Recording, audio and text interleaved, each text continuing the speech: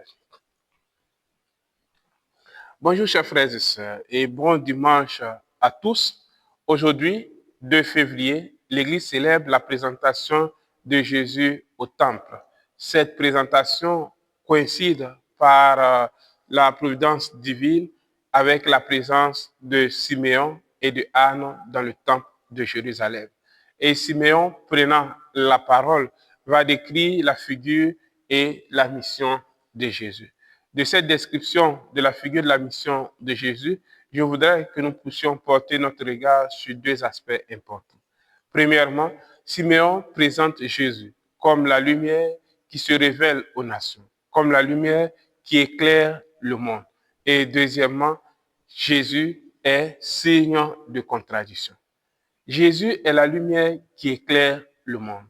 Le péché obscurcit le chemin de l'homme et le déroute l'homme, éloigne l'homme de Dieu. Jésus vient pour expliquer, pour éclairer ce chemin-là, montrant à l'homme qui est Dieu, qui est l'homme et qu'est-ce que Dieu attend de l'homme. Jésus est aussi signe de contradiction. Signe de contradiction parce que son message et sa manière de faire, son agir sont contraires à la manière de faire et aux idées du monde. C'est pour cela que Jésus est signe de contradiction.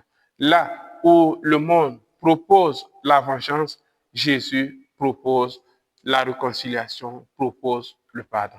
Là où la question se pose de qui est mon prochain, Jésus propose une autre formulation de cette question, de qui suis-je le prochain.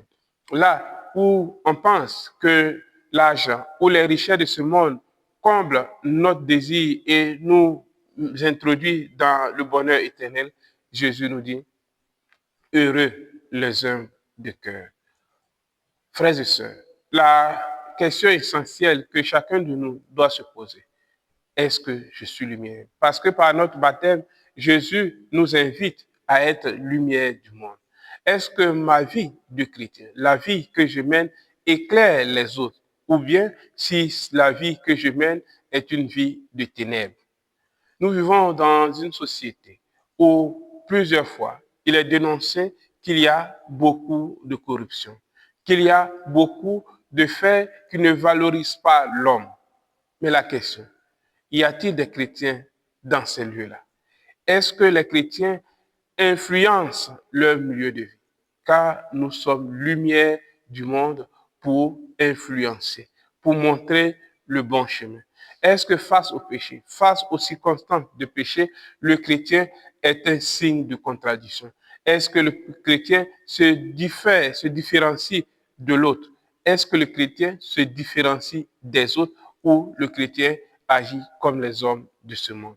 Pour être lumière du monde, pour être signe de contradiction dans ce monde, nous devons d'abord nous laisser éclairer par le Christ. C'est-à-dire, par la prière, nous devons rencontrer le Christ, demander au Christ de nous donner cette lumière qui nous permet d'éclairer notre vie, de lire toutes les circonstances de notre vie à la lumière du Christ et de sa parole.